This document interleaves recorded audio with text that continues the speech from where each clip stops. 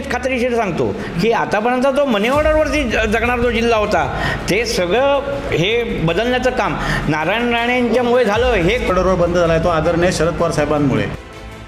आणि गेल्या निवडणुकीमध्ये जाहीर केलेलं सिनेसृष्टी उभारतो म्हणून त्या सिनेसृष्टीचं काय झालं. परंतु गेली 2.5 वर्ष केसरकर काय करत होते. 2.5 वर्षात एकदाही का नाही तिथे पाहणी केली. MIDCचं ऑफिस आहे कुडाळला मी फोन केला त्यावेळी मला त्याने 1100 रुपये त्यांनी स्क्वेअर मीटर सांगितले जमीन. एकदम मोठा बिझनेस तिथे येऊ शकणार नाही. ते सगळे अधिकारी होते ते वर्मा शर्मा श्रीवास्तव वगैरे हे सगळे होते. लेबर उपलब्ध होत नाही आहे. चरस गांजा गोवा बनावटची दारू एक अख्खीच्या अख्खी पिढी आज बरबाद होत चालली आहे. राजसाहेब सांगतायत पोलिसांना 24 तास द्या म्हणून. पोलीस सगळं साफ करतील. दुर्दैव आहे आपल्या महाराष्ट्राचं की राजकारणी लोकांना पाठीशी घालत आहेत. आढावीची MIDC सुरू कधी होणार त्याचं उत्तर द्या. या निवडणुकीत होणार की अजून 5 वर्ष वाट बघू कधी सांगा. अवश्य पूर्ण होणार हे मी तुम्हाला प्रवक्ता मी नाही आहे पण मी ठामपणे सांगतो. भूमिपूजन करणे हे केसरकर नारळ फोडणे भूमिपूजन करणे हे आता कायमचं झालेलं आहे आणि याची लोकांना सवय झाली. हे काय नवीन नाही आहे. आता बघा ह्या 2 महिन्यात किती भूमिपूजनं होतील आचारसंहिता लागायच्या अगोदर. येणाऱ्या काळामध्ये MIDC चालू होणार महाविकास आघाडीच्या माध्यमातून त्याच्यामध्ये डाऊटच नाही आहे. आणि तुम्हाला जी काय जे लोकांना जे पाहिजे तसा जी रोजगार मार्फत काय जे असेल ते सगळं महाविकास आघाडीच्या माध्यमातून नक्कीच होणार आहे. नमस्कार, मी साईनाथ गावकर. खरं तर विधानसभा निवडणुकीचं बिगुल हे अवघ्या काही दिवसातच वाजणार आहे. पण तत्पूर्वीच मात्र सिंधुदुर्ग जिल्ह्यातील सावंतवाडी वेंगुर्ला आणि दोडामार्ग या विधानसभा मतदारसंघामध्ये विकास कामांच्या मुद्द्यांवरनं आणि उमेदवारी नेमकी कुणाला मिळणार या मुद्द्यावरनं कलगीतुरा रंगलेलं चित्र पाहायला भेटतंय. अर्थातच हा कलगीतुरा आपणा सर्वांच्या भेटीसाठी थेट कोकणशाहीच्या स्क्रीनवरती आपण घेऊन आलोत आजचा कोकणशाहीचा विशेष कार्यक्रम आमने सामने.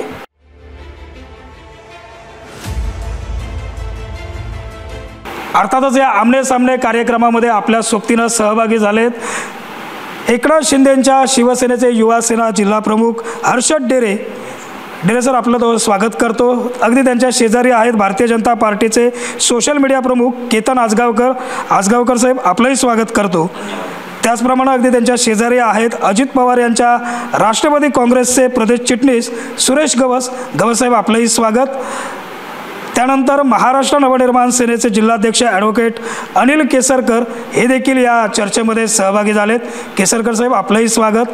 अगदी त्यांच्या शेजारी आपल्या सोबतीनं आजच्या या आमने सामने कार्यक्रमामध्ये आहेत ते म्हणजे उद्धव बाळासाहेब ठाकरे यांच्या शिवसेनेचे विधानसभा प्रमुख रुपेश राऊळ, त्यांच्या शेजारीच बसलेत.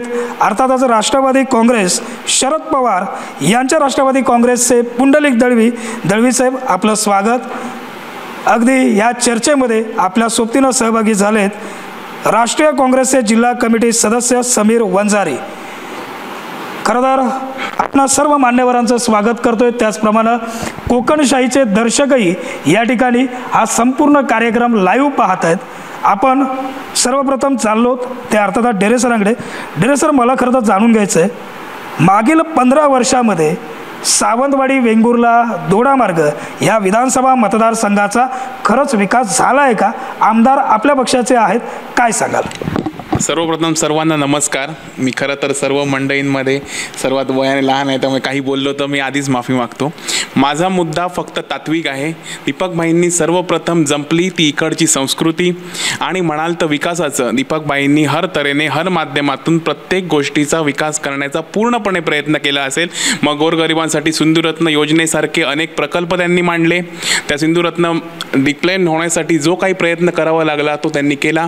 माझ्यासारख्या युवकांसाठी म्हणाल हल्लीचं उदाहरण तर जर्मनी भाषेमध्ये मोफत प्रशिक्षण चालू आहे जेणेकरून जर्मनीमध्ये 4 लाख नोकरदार वर्गासाठी विविध हॉस्पिटल बिझनेससाठी जो काही नोकरदार वर्गासाठी जी भरती होणार आहे ती आपली सिंधुदुर्गातली मुलं लागू शकतात. पर्यटनाच्या दृष्टीने म्हणाल तर अनेक ठिकाणी वेंगुर्ल्यासारख्या ठिकाणी मी म्हणू शकतो की झुलता पुलामुळे जे पर्यटन वाढलं किंवा ब्रेक वॉटरमुळे जे अनेक प्रश्न उभे राहिले किंवा आपल्या निवती रॉकसारख्या ठिकाणी होणार असलेली पाणबुडी आणि असंख्य इथे सावंतवाडीला पण काही वन उद्योग क्षेत्रामध्ये जे काही हे झाले ते पर्यटन वाढीला पूर्णपणे चालना मिळाली. हर तऱ्हेने सर्वसमावेशक विकास करण्याचा प्रयत्न दीपकभाईंनी केला. दीपक केसरकर त्याचे शिक्षण मंत्री आहेत आणि त्यांचा हा मतदारसंघ आहे. डेरे सर सांगतात त्यांनी सर्वसमावेशक असा विकास करण्याचा प्रयत्न केला आहे. सोबतीनं आहेत भारतीय जनता पार्टीचे केतनजी काय सांगाल, मागील 15 वर्षात दीपकबाईंच्या माध्यमातून खरंच या मतदारसंघाचा विकास झाला आहे का? मला सांगतो, विकासाची व्याख्या ही प्रत्येकाची वेगळी असते.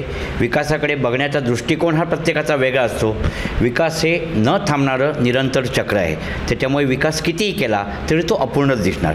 दुसरी गोष्ट म्हणजे मी गेल्या 2.5 वर्षाचा सांगू शकतो, जेव्हा आमची महायुतीचं सरकार आलं त्यानंतर निश्चितच विकासाला चालना मिळाली आहे, हे मी निश्चितपणे सांगू शकतो. विकासाला चालना मिळाली मागील 2.5 वर्षात. अगोदरच्या 12-12.5 वर्षाचा हिशोब कोण देणार हा प्रश्न आहे. गवतसाहेब, तुम्ही काय सांगाल, खरंच विकास झाला का 15 वर्षात? 15 वर्षांचा काही अंशी झाला आहे, परंतु आत्ताची जी पोझिशन आहे की हे जे महाविकास युतीचं सरकार आहे त्यांनी काही चांगले निर्णय घेतलेले आहेत. त्या निर्णयाचा पाठपुरावा करून महायुती आपण विजय होण्यासाठी मुसंडी मारण्याचा नक्की प्रयत्न करेल महाराष्ट्रात. असे काही प्रोजेक्ट आहेत, म्हणजे पूर्ण निगेटिव्ह आम्हाला बोलता येणार नाही, पण मतदार आता कसा वागणार आहेत त्याच्यावर ते ठरेल.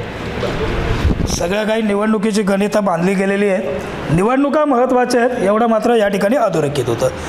तुम्ही काय सांगाल, खरंच मागील 15 वर्षात विकास झाला का हो? कसं आहे, तर केतन आजगावकर जसे बोलले की विकास ही एक निरंतर चालणारी प्रक्रिया आहे. आम्ही पण मान्य करतो, विकास म्हणजे काय एक जादूची कांडी फिरवली आणि विकास झाला असं होत नाही, पण तो विकास दिसला पाहिजे ना. सत्ताधाऱ्यांनी सर्वसामान्य लोकांसाठी काहीतरी चांगली गोष्ट केली पाहिजे. या ठिकाणी बेरोजगारांचा प्रश्न आहे, बेरोजगारी मोठ्या प्रमाणात आहे. शिक्षण घेऊन युवक बाहेर पडत आहेत, पण त्यांना नोकऱ्या कुठे आहेत? या ठिकाणी नोकऱ्या उपलब्ध झाल्या पाहिजेत. आरोग्याचा प्रश्न आहे, इथे PSCमध्ये डॉक्टर नाही आहेत, उपजिल्हा रुग्णालय आहेत त्या ठिकाणी मशिनरी आहेत, डॉक्टर ऑपरेटर नाही आहेत. ही मशिनरींना फायदा काय? लोकांना, सर्वसामान्य लोकांना आज उठून साध्या आजारांसाठी गोवा आणि कोल्हापूरला जावं लागतं आहे. मग तुम्ही विकास केला म्हणता, नेमका कसला विकास केला आहे ते तरी आम्हाला कळलं पाहिजे. काय विकास झाला आहे मतदारसंघात तो? बरं, आपण लगेच उत्तरही घेऊया. गवतसाहेब, त्यांचं म्हणणं आहे की विकास झाला असं आपण सगळेजण सांगताय, हा विकास अदृश्य आहे, दिसत नाही असं त्यांचं म्हणणं आहे. विकासाच्या कल्पना 2 प्रकारच्या आहेत, दृश्य आणि अदृश्य. आपण पूर्ण निगेटिव्हही बोलू शकणार नाही. प्रत्येक सरकार हे मागचं होतं, आताचं होतं, हे आपल्या परीने विकास करण्याचा प्रयत्न करतं. काही ठिकाणी सापेक्ष असे निर्णय मिळतात, काही ठिकाणी सापेक्ष असे विकासाचे निर्णय मिळत नाही. दोन्ही प्रकार आहेत, एकाच बाजूने बोलता येणार नाही. पण काही जे प्रकल्प त्याने आता नव्याने फॉर एक्झाम्पल इन्फ्रास्ट्रक्चरचे जे काही प्रोजेक्ट आहेत महाराष्ट्रातल्या, कुठले प्रोजेक्ट महाराष्ट्र लेवलचे आहेत, त्याचा का संबंध काही कोकणशी सुद्धा आहे. नागपूरपासून सगळा शक्ती हा जो आहे महामार्ग आहे त्याचंसुद्धा काम हे सुरू करण्याच्या प्रयत्नात हे सरकार आहे. त्याच्यामुळे कोकण असा जोडून गोव्यापर्यंत जातो. हे काही प्रस्तावित आहेत, ह्या सरकारची मुदत संपल्यानंतरच ते होणार आहे. परंतु हे काही जे प्रयत्न झालेले आहेत ह्या महायुतीने ते सगळे चुकीचे झाले असं म्हणता येणार नाही. आपण पुन्हा एकदा या बाजूला येणारच आहोत, पण थोडंसं महाविकास आघाडीकडे देखील जाऊया. महाविकास आघाडीच्या स्थानिक नेत्यांचं नेमकं काय म्हणणं आहे जाणून घेऊया. रुपेश राऊळ आहेत. राऊळ साहेब, काय सांगाल? तोच प्रश्न घेऊन तुमच्याकडे येतो आहे. तुमच्या मते खरंच मागील 15 वर्षात विकास झाला का हो? बघा, गेली 15 वर्ष आमदार म्हणून या मतदारसंघाचं केसरकर नेतृत्व करत आहेत. त्याच्यातले 8 वर्ष मंत्री आहेत आणि मला वाटतं पूर्ण अपयशी आहेत विकास करण्यात. एक गोष्ट आहे, मी मगाशी त्यांच्या पक्षाचे युवा सेनेचे जिल्हाध्यक्ष डेरेंनी चांगला त्यांची बाजू घेण्याचा प्रयत्न केलेला आहे. परंतु एक गोष्ट असतं, लोकप्रतिनिधी म्हणजे विकास हा त्याला करता आला पाहिजे आणि तो भरीव विकास असला पाहिजे आणि दिलेली आश्वासनंही पूर्ण करता आली पाहिजेत. आज केसरकरांनी गेल्या 15 वर्षात दिलेली किती आश्वासनं पूर्ण केली हे सगळ्यात महत्त्वाचं आहे. त्यांनी मल्टीस्पेशालिस्ट हॉस्पिटलचा प्रश्न सोडवला का पूर्ण? साधं बस स्थानकाचं काम गेल्या 15 वर्षात म्हणजे मंत्री असताना ते पूर्ण करू शकलेले नाहीत. म्हणजे अनेक विकास कामं आहेत जी पूर्ण करू शकलेले नाहीत. विद्यार्थ्यांचे प्रश्न सोडवले शकलेले नाहीत. असे अनेक प्रश्न आहेत जे सोडवू शकले नाही. मला वाटतं त्यांनी त्याच्यावर बोललं पाहिजे. हे दीपक केसरकरांनी विकास केला म्हटलं म्हणजे झालं नाही. आलं लक्षात का? आणि असं आहे की एक आश्वासक चेहरा म्हणून केसरकरांकडे बघितलं पाहिजे होतं, बघत होती जनता. आणि त्याच्यामध्ये गद्दारीचा हा विषय ठपका आहे ना त्यांच्यावरती, बरोबर ना? त्याच्यामुळे अनेक मुद्दे आहेत. मी आता सविस्तर चर्चा पुढे चालेल, मी मांडेन त्या विषयात. पुंडलिक दळवी देखील आहेत राष्ट्रवादी काँग्रेसचे. दळवी साहेब, काय सांगाल, तुमच्या मते या मतदारसंघातल्या नेमक्या समस्या काय? आता जसं आजगावकर साहेबांनी सांगितलं आहे की विकासाची व्याख्या ही प्रत्येकाची वेगवेगळी असते. आपल्या सोयीस्कर विकासाची व्याख्या बदलणं तर माझ्या दृष्टीने खरोखरच ते चुकीचं होईल. विकास म्हणजे काय? जो सर्वसामान्य जनतेला अपेक्षित आहे तसा त्या पद्धतीचा विकास हवा. आपण एखादे लोकप्रतिनिधी निवडून का देतो की आपल्या ज्या काही मूलभूत गरजा आहेत त्या त्यांच्याकडनं पूर्ण व्हाव्यात, आपल्याला ज्या काही सोयीसुविधा आहेत त्या उपलब्ध व्हाव्यात. आणि ह्यासाठी आपण आपल्या खिशाला कात्री लावून किंवा आपल्या उत्पन्नातील काही वाटा आपण शासनाला, राज्य शासनाला असू देत, केंद्र शासनाला असू देत, तो आपण कराच्या स्वरूपात देतो. आणि त्यातून आपल्या सर्वसामान्य नागरिकांची काय अपेक्षा असते की आपल्याला ह्या सोयीसुविधा मिळाल्या पाहिजेत. रस्ते, पाणी, वीज एवढ्याच मूलभूत गरजा आहेत का आपल्या आता आपण बघतो ह्या सावंतवाडी विधानसभा मतदारसंघात असू देत किंवा जिल्ह्यात असू देत, शिक्षणाच्या सोयी आपल्याला कुठे उपलब्ध आहेत? आजही आपल्याला आता आपण बघतो की सिंधुदुर्ग जिल्ह्याचा 100% रिझल्ट लागतो आणि तो सुद्धा संपूर्ण कोकण विभागात 1 नंबरला आपला रिझल्ट लागतो. मग ही मुलं जातात कुठे? हाच विकास आहे काय? आपण बेरोजगारीच्या बाबतीत बघतो. आता मी आमच्या जाणीव जागर यात्रेतून मी आता प्रत्येक घरोघरी जातो आहे तालुक्यात. मी संपूर्ण तालुक्यात जवळजवळ नाही म्हटलं तर 83-82 गावामध्ये जाऊन पोचलो आहे. आपण बेरोजगारीचा एवढा मोठा प्रश्न आहे की बघतो आहे की गावामध्ये म्हणजे गावाच्या गावं ओस पडायला लागले आहेत. बघतो आहे प्रत्येक घराला कुरूप लागते का? तर त्या गावात सोयीसुविधा नाही आहेत. शिक्षणाच्या असू देत, शिक्षणाच्या सोयी नाहीत म्हणून ते शहराकडे वळलेत. नोकरी उद्योगधंदे नाही आहेत म्हणून ते मेट्रो सिटीकडे वळलेत. उच्च शिक्षण हवं. आता बघतो की आपण जर कॉम्पिटिटिव्हली बघितलं तर त्यांना आता चांगल्या पगाराच्या जर नोकऱ्या हव्या असतील तर त्यांना चांगलं शिक्षण पाहिजेत. मग त्यासाठी त्या मोठ्या शहरांकडे वळत आहेत. गावं ओस पडत आहेत, वाड्या ओस पडत आहेत, वस्त्या ओस पडत आहेत. हाच विकास आहे काय? मग हीच विकासाची व्याख्या आहे काय? ते त्यांनी स्पष्ट करावं. दुसरी गोष्ट, आता जसं ढेरे साहेबांनी सांगितलं की वेंगुर्ल्याचा झुलता पूल केला, हे केला. त्यांचा चष्मा चांगला आहे, ते चांगल्या चष्म्यातून बघतायत कारण त्यांचे ते नेते आहेत. ते आम्ही मान्य करतो, त्यांनी झुलता पूल केला आहे, सगळं केलं, ठीक आहे हो. पण त्या झुलता पुलाकडे जायला नागरिकांना झुलत जावं लागतं, त्याचा काय प्रश्न आहे? ते तुम्ही कधी सोडवणार आहात? त्या ठिकाणी जायला ज्या मूलभूत सुविधा आहेत, इन्फ्रास्ट्रक्चर आहे, रस्ते चांगले आहेत का? आज आपण बघतोय आपले पर्यटक गोव्याकडे वळत आहेत. का गोव्याकडे वळत आहेत? त्या पद्धतीच्या त्या पर्यटकांना सोयीसुविधा उपलब्ध आहेत गोव्यात. मग त्या धर्तीवर आपला आता 1997 साली पर्यटन जिल्हा म्हणून घोषित झाला आहे. मग त्या दृष्टीने आपल्याकडे आपल्या जिल्ह्याला काय सोयीसुविधा मिळत आहेत? मग वीज बिलाच्या बाबतीत असू देत किंवा व्यापाऱ्यांना ज्या सोयीसुविधा मिळत आहेत त्या असू देत, त्या मिळत आहेत काय? एक ना अनेक समस्यांचा पाडा जो आहे तो पुंडलिक दळवीने वाचला आहे. अर्थात त्याची उत्तरं जी आहेत ती सत्ताधाऱ्यांकडनं तर आपण घेणारच आहोत. अगदी समीर वंजारी आहेत. समीरजी, काय सांगाल, खरंच मागील 15 वर्षात या मतदारसंघाचा विकास झाला का? तुम्ही कशा पद्धतीनं, कोणत्या चष्म्यातनं एकूणच या मतदारसंघाकडे पाहता? पहिली 5 वर्ष आम्ही त्यांच्याबरोबर आघाडीचा धर्म पाळून त्यांना निवडून देण्याचा एक नवीन तरुण आमदार होण्याच्या दृष्टिकोनातून त्यांना आम्ही मदत केली. तेव्हा ते आमदार झाले. त्या काळात आमचं सत्ता नव्हती, ठीक आहे, आपण त्यांना काय करू शकलो नाही. पण त्याच्यानंतर आम्ही 10 वर्ष त्यांची बघितलं. एकंदरीत पाहता त्यांना विकास हे काय कधी कळलंच नाही, असं माझं स्वतःचं मत आहे. आंबोलीचा विकास कधी आयुष्यात त्यांच्याकडनं झाला नाही. आम्हाला त्यावेळी नगराध्यक्ष असतानापासून मी बघतो की त्यांनी डोंगरावरती इकडनं डोंगरावर जाणारे रेलिंग करणार म्हणून सांगितलं होतं. तो अजूनपर्यंत कधी आम्हाला दिसला नाही. त्यांनी विकास हा खऱ्या अर्थाने त्यांनी विकास हा कधी केलाच नाही. एक आमदार म्हणून जे करायला पाहिजे विकास, तो कधी ते करू शकले नाहीत. ठराविक गोष्टी ज्या करायला पाहिजेत, आता त्यांनी, मी तर बघितलं त्यांना 5 या कोरोनाच्या काळापासून आतापर्यंत ते कधी दिसलेच नाहीत. आता हे शेवटचे 2 वर्ष दिसत आहेत, ज्यावेळी ते शिक्षण मंत्री झाले त्यावेळी. परंतु ते ठीक आहे, कॅबिनेट मंत्री आहेत, पण ते मुंबईलाच राहिले. ते कधी ह्या मतदारसंघात तर मला दिसलं नाही. शेवटच्या आता 6 महिन्यात काय फिरतायत तेवढेच. विकास या दृष्टीने त्यांचं ते ठीक आहे. वेंगुर्ल्याला त्यांनी एक झुलता पूल बांधला आहे आणि त्यांनी सांगितलं की जायला रस्ता पण नाही आहे. ही सत्य परिस्थिती आहे. त्यांना जर 15 वर्ष राहिल्यानंतर आजही परत मतं मागावी लागतात, ह्याच्यासारखं दुर्दैव काय नाही. आज जर तुम्ही जाऊन बघा, इतर नेते जे 15 वर्ष आहेत त्यांना मतं इव्हन फिरावं लागत नाही. इतर लोकांच्या आमदारांच्या मतदारसंघात ते फिरतात. त्यांना आजही इकडे जाऊन प्रत्येकाच्या घरात फिरावं लागतं, गणपतीला फिरावं लागतं, कुठे देवीला फिरावं लागतं. आणि आजही त्यांना ज्या पद्धतीने ते चाललेत, बाकी त्यांच्या तो ठपका तर आहेच गद्दारीचा. म्हणजे त्यांनी बाळासाहेबांच्या कधी गोष्टीच सांगू नये, कारण बाळासाहेब गेल्यानंतर त्यांचा प्रवेश आहे. आणि ज्या कारणासाठी जे गेले ते 2.5 वर्षात त्यांच्या बाजूलाच बसत आहेत. त्यामुळे वेगळं काय नाही आहे. ह्या कारणासाठी गेले ना, दहशतवाद दहशतवाद दहशतवाद. आता ते फक्त त्यांच्यावरच बसत आहेत. दहशतवाद संपला का? दहशतवाद संपला नाही ना, दहशतवाद आजही आहे. पण ते त्या प्रवृत्तीला जाऊन आता पुढे ते चालले. त्याचा अर्थ मला तरी ते आमदार आज मला दिसत नाही, त्यांनी येणाऱ्या काळातही मला ते त्या पद्धतीचे नाहीत असं माझं म्हणणं आहे. आपण पाहतोय सत्ताधारी सांगतायत की विकास केला आहे, विरोधक सांगतायत की काहीच विकास केला नाही.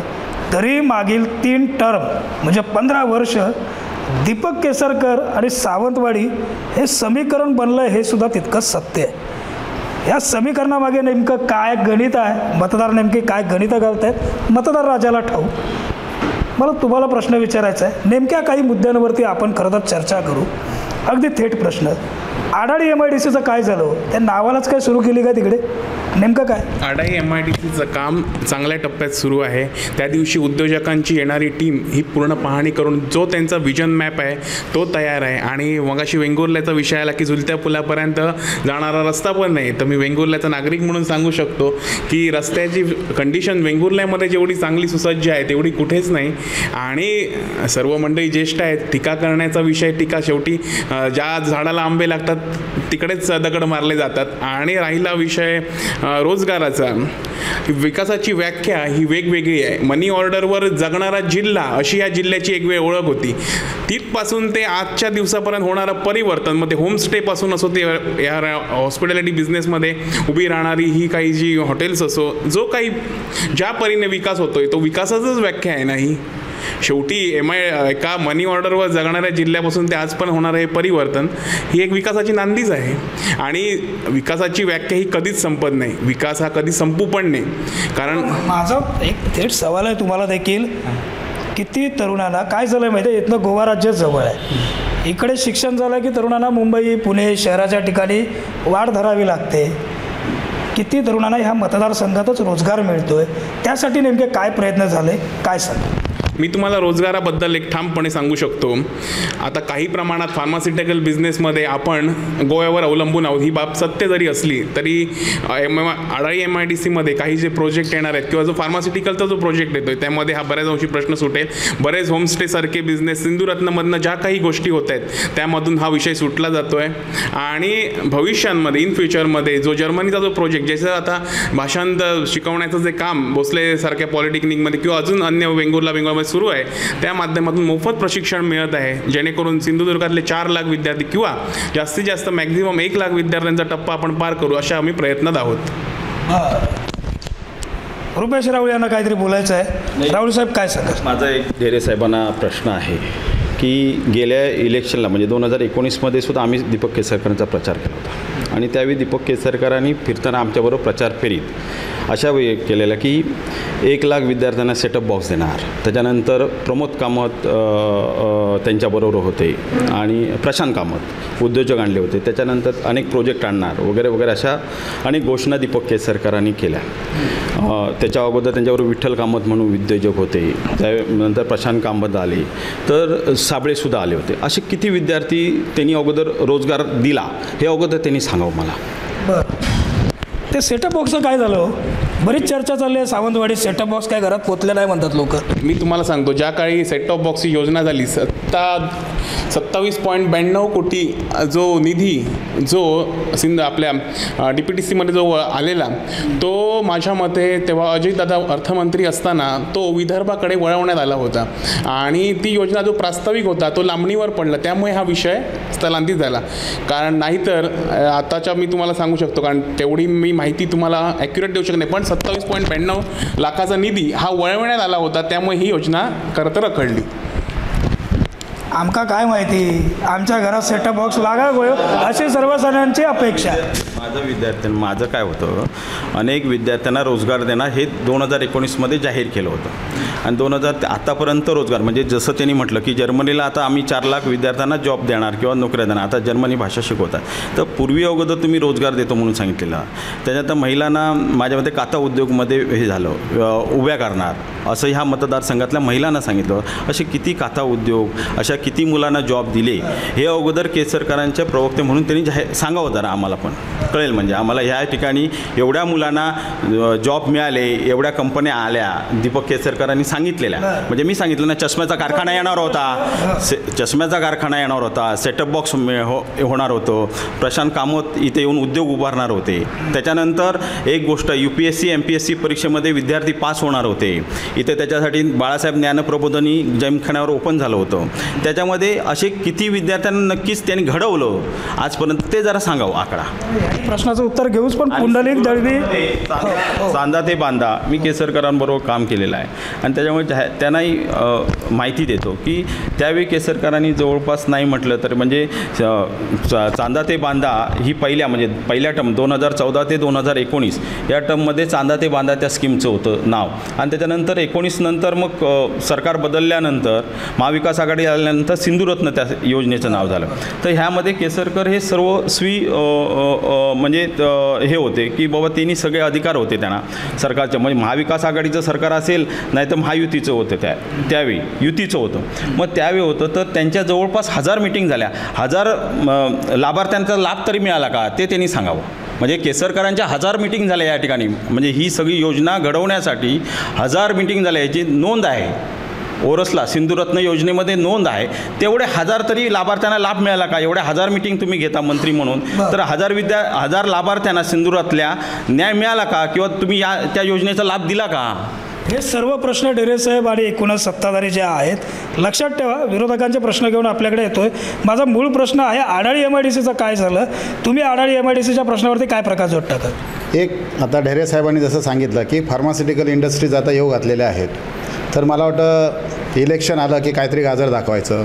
आता ह्या इलेक्शनपूर्वी आता त्यांनी मल्टीस्पेशालिटी हॉस्पिटलचं गाजर दाखवलं. आता मला वाटतं त्यांना फार्मास्युटिकल इंडस्ट्रीचं त्यांना स्वप्न पडायला लागलं आहे. प्रत्येक वेळी सामान्य जनतेची दिशाभूल करायची, त्यांच्या भावनांचा थोडाफार कुठेतरी वापर करून घ्यायचा आणि राजकारण करायचं, हा मला वाटतं काहीतरी समीकरण केसरकर साहेबांचं झालेलं आहे. फार्मास्युटिकल इंडस्ट्रीज ज्या सांगतायत त्याचा प्रदूषण त्याच्यातून जे प्रदूषण निर्माण होणार आहे तर त्याचा रेशो काहीतरी ठरलेला आहे. आणि मला वाटतं ते ऑरेंज झोनमध्ये ते येते. तर ग्रीन झोन, ऑरेंज झोन आणि रेड झोन असं त्याचं मला वाटतं एक बारीक मला कुठेतरी असं वाचण्यात आलेलं म्हणून मी ते बोलतोय. हां, मग ते त्याने आधी त्याचा आधी अभ्यास केला आहे का ढेरे साहेबांनी? आधी ते नक्की येणार आहेत का की पुन्हा ही दिशाभूल येत असेल तर आम्ही स्वागतच करू त्या प्रकल्पाचं. दुसरी गोष्ट ते सांगतायत की आम्ही विद्यार्थी घडवतोय, विद्यार्थ्यांना जर्मन भाषेचं ट्रेनिंग देतोय, जर्मनीत पाठवतोय. अरे तुम्ही जर्मनीत कशाला पाठवताय? आपल्या देशात ते जर्मनमधले येऊ देत ना. तुम्ही इथे रोजगार निर्मिती करा ना. मग तुम्हाला 15-15 वर्ष सत्ता भोगून मग उपयोग काय आहे तुमचा? जर आपल्या लोकांना जर्मन म्हणजे इतके दिवस काय चाललेलं, वाड्या वस्त्या जिल्हा शहर ओस पडायचं, म्हणजे आता आपला देशही ओस पाडायचा तुमचा विचार आहे की काय? म्हणजे आपण आता देशातले लोक हे करायचे, ट्रान्सपोर्ट करायचे. केसरकर तुम्ही काय सांगाल? MIDCवरती काय प्रकाश जोड टाकाल? खरंच इकडच्या तरुणांच्या हाताला रोजगार भेटला का? जर्मन भाषा शिकवली गेली का? सेटअप बॉक्स लागले का? तुम्ही काय एकूणच याच्यावरती प्रकाश जोड टाकाल? काय झालं, मी इथे मध्ये बसलो. एका साईडला युती आहे, एका साईडला आघाडी आहे. म्हणूनच तुम्हाला मध्येच बसवलं. नाही, आडाळी MIDC कडून लोकांच्या अपेक्षा खूप आहेत. कारण युवकांना रोजगार मिळण्याच्या दृष्टीने आडाळी MIDC मध्ये लवकरात लवकर कारखाने सुरू झाले पाहिजेत असं इथल्या जिल्हावासियांच्या अपेक्षा आहेत. आणि त्या दृष्टीने आपापसातले मतभेद ह्या लोक सत्ताधाऱ्यांनी विसरले तर तिथे कारखाने सुरू होतील ना. तिथे कोणतरी आला की दुसरा कोणतरी त्याला विरोध करतोय आणि क्रेडिटच्या गोष्टी सुरू होत आहेत. हे बंद झालं पाहिजे तर तिथे कारखाने सुरू होतील. नाही, मुळात प्रदूषणकारी जे प्रकल्प आहेत ना त्यांना आधी प्रदूषण विभागाची मान्यता मिळणार आहे की नाही ते आधी स्पष्ट करावं ना केसरकर साहेबांनी आधी. आता ते एक दाखवत आहे त्याच. हां, तो आधी तुम्ही इश्यू क्लिअर करा ना, मग तुम्ही घोषणा करा. आम्ही विरोध करत नाही. आम्ही हे बघा, आमचं एकच म्हणणं आहे आणि आमची एकच मागणी आहे. जर समजा MIDCमध्ये जर उद्योगधंदे येतील तर खरोखरच आपल्या जिल्ह्यातील, आपल्या विधानसभेतील, आपल्या तालुक्यातील युवकांना कुठेतरी रोजगार मिळतील. आज आपण बघतोय की मोप्यासारख्या ठिकाणी एअरपोर्ट झालं आहे. आज आपल्या तालुक्यातील, जिल्ह्यातील किती युवकांना तिथे रोजगार मिळालं आहे. मग गोवा राज्यासारखं जे छोटंसं राज्य आहे, म्हणजे आपल्या जिल्हा एवढं राज्य आहे, मग ते आता तिथे रोजगार उपलब्ध करून देऊ शकतं. मग आपला महाराष्ट्र राज्य एवढं मोठं असून का मागे पडतं आहे? मग ह्यामध्ये कुठेतरी आपले प्रतिनिधी चुकत आहेत. ते फक्त स्वतःचा विकास करण्यामागेच ते फक्त मागे धावत आहेत. स्वतःचा विकास करत आहेत. त्यांना जनतेचं देणं घेणं काय नाही आहे. यामध्ये सगळ्यात महत्त्वाचं बघा, विकासाची व्याख्या करणं गरजेचं आहे. विकास म्हणजे नेमकं काय, तर आपल्याला एक लक्षात घ्या, मूलभूत सुविधामध्ये आपल्याला इथं चांगलं शिक्षण, चांगलं आरोग्य आणि बेरोजगारीचा प्रश्न आणि पर्यटनातून अशा 4 गोष्टीवर पूर्णतः ते बोलले ना, ते नागपूरवरनं रस्ता पण होणार आहे. ऐका ना, त्याच्याच अनुषंगाने मी बोलतो की हे फक्त आतापर्यंत गोष्टी करत आल्या, परंतु ह्या 4ही गोष्टीवर कुठे काम झालेलं दिसत नाही. पूर्णतः अपयशी आमचा जो आरोप आहे तो पूर्णतः केसरकर अपयशी ते ह्याच मुद्द्यावरती आहेत. बेरोजगारीचा प्रश्न इथला सुटला का? नाही. 15 वर्षापूर्वी सुद्धा तोच होता, आजही तोच आहे. 15 वर्ष हे म्हणजे फक्त हे आमदार झाले, 7.5 वर्ष 8 वर्ष हे मंत्री झाले, परंतु इथला बेरोजगारीचा प्रश्न सुटलेला नाही, इथला आरोग्याचा प्रश्न सुटलेला नाही, इथला पर्यटनामध्ये डेव्हलपमेंट झालेली नाही ना, इथला कुठचा विकासात्मक म्हणजे भरीव काम एखादं समजा कारखाना आला, कंपनी आल्या, म्हणजे ज्या कंपन्या चालू होत्या, उषा इस्पात असतील किंवा काय, त्या बंद झाल्या. उत्तम सारखा प्रोजेक्ट गेली 15 वर्ष केसरकर चालू करू शकलेले नाहीत. म्हणजे तिथं जमीन आहे, शेतकऱ्यांच्या जमिनी घेतलेल्या आहेत, तिथं केसरकरांनी गेल्या निवडणुकीमध्ये जाहीर केलेलं सिनेसृष्टी उभारतो म्हणून, त्या सिनेसृष्टीचं काय झालं? आज आढळी MIDCमध्ये आपण समजा श्रेय लाटायचा प्रयत्न केला. केसरकर आज जाऊन निवडणुकीच्या तोंडावर सांगू शकतात की मी आता उद्योग आणणार, परंतु गेली 2.5 वर्ष केसरकर काय करत होते? 2.5 वर्षात एकदाही का नाही तिथे पाहणी केली? समीरजी, मी आपल्याकडे येतोच आहे. 2.5 वर्ष मागची केसरकर काय करत होते असा प्रश्न विरोधक विचारत आहेत. सत्ताधारी आहात, एकत्र आहात, काय उत्तर द्याल? नाही, कसं आहे, आढळीच्या संदर्भातच विचारताय ना तुम्ही प्रश्न. उद्योगाचं कसं आहे की मी अर्थशास्त्रातला जाणकार आहे. माझं निरीक्षण मी सांगतो की कुठलाही उद्योग येताना तो उद्योग व्हायबल होणार की नाही हा विचार कंपनी करते.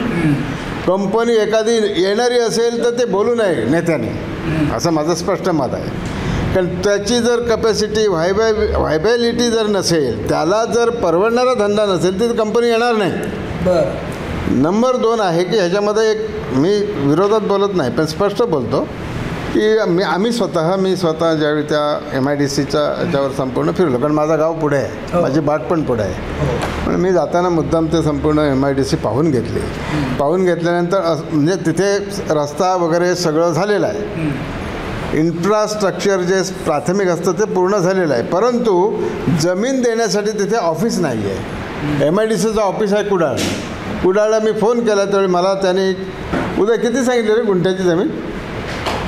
गुंठा 40 लाख ना? 1100 रुपये त्यांनी स्क्वेअर मीटर सांगितले जमीन, म्हणजे काही लाखात तो पडतो प्लॉट. आणि अशा ज्या काही मीडियम स्टेजमधले जे बिझनेस आहे हे तिथे येऊ शकतात. एकदम मोठा बिझनेस तिथे येऊ शकणार नाही, कारण मोठ्या बिझनेसचं अर्थशास्त्र वेगळं आहे, छोट्या बिझनेसचं अर्थशास्त्र वेगळं आहे. कारण त्यांचा सप्लाय अँड डिमांड जो आहे त्याच्यावर बिझनेस येतो. तर या दृष्टीने अशी फर्म अशी अजून कंपनी कुठे तिथे यायला हे तयार झाली असं म्हणत असतील आहे, पण मला त्याच्याबद्दल माहिती नाही. पण मला आज एकच दिसतं आहे की तिथे एकही उद्योग तिथे सुरू झालेला नाही. ही वस्तू डेरे सरांकडनं त्याचं उत्तर घेतो. डेरे सर, काय माहिती आहे, आढाळी MIDCचा मुद्दा जाणीवपूर्वक या चर्चेमध्ये आपण चर्चेला आणला आहे. मुद्दा इतकाच आहे, कोकणशाहीचा आवाज देखील नेहमी सर्वसामान्यांचा आवाज ठरला आहे. त्यामुळे सर्वसामान्यांचं म्हणणं इतकंच आहे, इथं काय आरोप प्रत्यारोप होतील, आढाळीची MIDC सुरू कधी होणार त्याचं उत्तर द्या. ह्या निवडणुकीत होणार की अजून 5 वर्ष वाट बघू पाहिजे, सांगा. अवश्य पूर्ण होणार आहे. मी तुम्हाला प्रवक्ता मी नाही आहे, पण मी ठामपणे सांगतो अवश्य पूर्ण होणार. आणि काही ज्या तांत्रिक बाबी आहेत त्या लेवलला हटवल्या जातील, काही दूर केल्या जातील. आणि तुम्हाला एक सांगायचं राहिलं, फोमेंतोसारख्या हॉटेलचं उद्घाटन जे 4 स्टार आहे ते येणाऱ्या महिन्यात, आणि ताजचं भूमिपूजन जे पंचतारांकित आहे ते येणाऱ्या महिन्यात अवश्य होणार आहे. तारीख फक्त तुम्ही डिक्लेअर. ताज हॉटेल ना, मी मागच्या वेळी लोकसभेला सुद्धा ते प्रश्न घेतलेले होते. ते ताज हॉटेलचं नाव मी बरेच वर्ष ऐकतोय हो.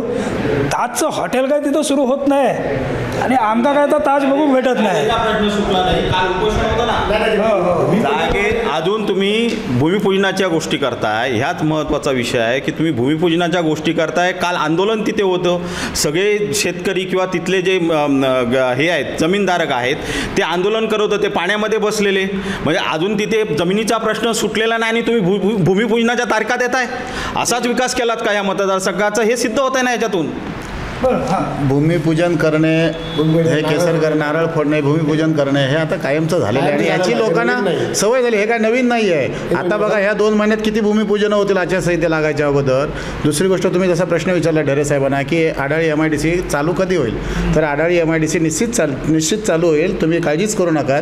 2 महिन्यानंतर आता आघाडी सरकार जेव्हा येईल, महाविकास आघाडीचं सरकार, त्यावेळी 100% आडाळी MIDC सुरू होईल. सत्ता कुणाची हो, सर्वसामान्यांना MIDC सुरू होणं आणि हक्काचा रोजगार इथं मिळणं गरजेचं आहे. सगळी चर्चा ऐकताय, मी आपल्याकडे येतोच, सगळी चर्चा ऐकताय.